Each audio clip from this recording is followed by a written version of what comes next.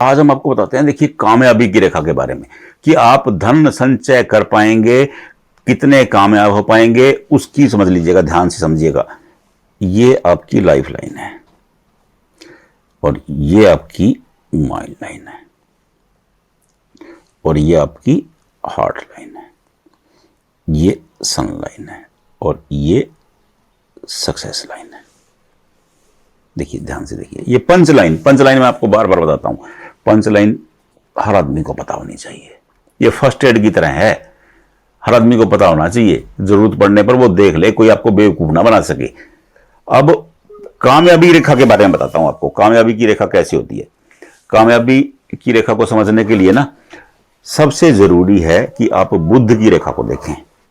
ये बुध रेखा है, बुध की रेखा को ध्यान से देखें। अब ये रेखा यहां से चली और यहां करके रुक गई, ये बुध रेखा है, इसे कामयाबी की रेखा कहा गया है। यहां के रुक गई, उलझन खड़ी करने वाली कामयाबी है ये। क्या है? उलझन खड़ी करने वाली कामयाबी। आदमी पैसे भी कमाएगा लेकिन ना रुकेगा, ना वो कंट्रोल कर पाएगा। ये उलझन की कामयाबी होती है।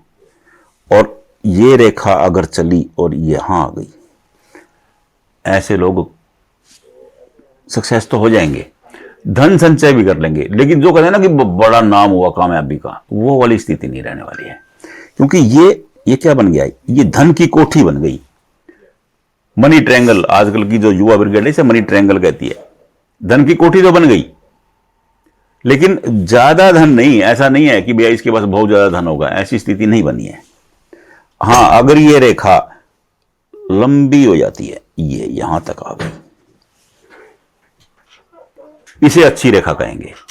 अच्छी क्यों कहेंगे? क्योंकि ये हार्ट लाइन तक सक्सेस लाइन चली गई और ये रेखा यहां तक आ गई, तो इसे कहेंगे गजब की कामयाबी रेखा,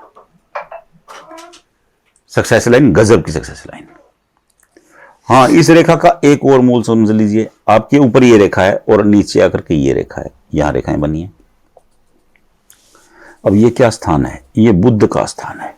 बुध धन के कारक हैं, भाग्य के कारक हैं, वाणी के कारक हैं, व्यापार के कारक हैं, जॉब के कारक हैं। देखिए, जॉब मिलना सूर्य का काम है और जॉब करना बुध का काम है। अब ये इन रेखाओं का नाम ही धन रेखा है।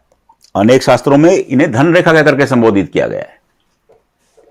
अब ये कहां आई? हार्ट लाइन पर, यानी कि 48 के बाद जो धन का प्रवाह है वो तेज गति से रहेगा। शुरुआत इंसान ने, ये देखिए, शुरुआत ये रेखा आई, शुरुआत शानदार हुई, लेकिन बीच में ये स्पेस आ गया, थोड़ी सी उलझन रहने वाली है।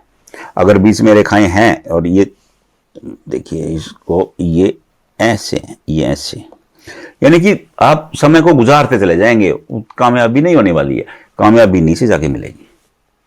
अगर ये रेखा स्मूथ है, देखिए ये रेखा ऐसे सीधी मिली है, फिर क्या कहने, कुछ सोचने की जरूरत नहीं, कुछ बताने की जरूरत नहीं, क्योंकि ये तो गजब की रेखा है, शानदार कामयाबी दिलाने वाली रेखा है।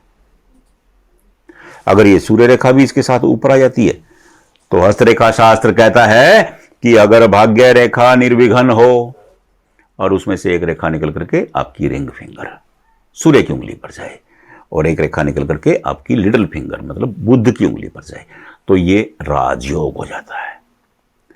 राजयोग का मतलब देखो ना, नेता बनना नहीं है। अब कभी आपके थैली में राजयोग और आप इलेक्शन में नॉमिनेशन भरते हैं अपना। राजयोग का मतलब होता है कि ऐसे लोग राजसी जीवन जीने वाले होते हैं, ऐसे लोगों के पास सभी तरह की सुख सुविधाएं अवेलेबल रहती हैं।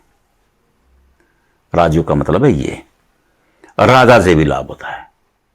राजा मतलब, आजकल तो हम डेमोक्रेसी में हैं, पहले जब हस्तरेखा शास्त्र लिखा गया था तब राजा रजवाड़ा की व्यवस्था थी। अब आप उसे राजा की मतलब सरकार से भी लाभ होगा, अब ये कह सकते हैं। तो ये है आपकी सक्सेस लाइन। सक्सेस लाइन को देखना। हां, अगर सक्सेस लाइन बड़ी होकर के ये यहां तक आ जाती है, ये शुक्र है और ये शुक्र और बुध का मिलन हो जाता है, इसे पंचग्रह योग भी कहा गया है, इसे वेल्थ रेखा कहते हैं। पंचग्रह योग पर मैंने एक वीडियो बनाया है, बहुत विस्तार से समझाया है पंचग्रह योग क्या होता है। लेकिन अब आप देख लीजिए आपकी कामयाबी की रेखा कैसी है। बस इतना ही देखना है, आपको समझ में आ जाएगा। क्या देखना है? इस पोर्शन को देखना है, बस इतने पोर्शन को। इतने पोर्शन में ही आपको समझ में आ जाएगा कि आपको कहां कहां, देखिए जहां रेखा टूटी वहां उलझन, बस इतनी सी बात है। ध्यान से देख लीजिए। नहीं है, रेखा है फिर भी कामयाबी नहीं मिल रही, तो क्या कारण है? कोई कारण भी होगा। तो वो देखिए, अब मैं इसमें सब कारण बताऊंगा ना तो मैं 2 घंटे लगा रहूंगा। आप कमेंट में एक एक आदमी, कोई दिक्कत ही नहीं है, कमेंट बॉक्स में भेज दीजिए, व्हाट्सएप पे कर दीजिए, मैं आपको देख के बता दूंगा कि कहां आपकी कामयाबी अटकी हुई है। कोई दिक्कत ही नहीं है। राधे राधे।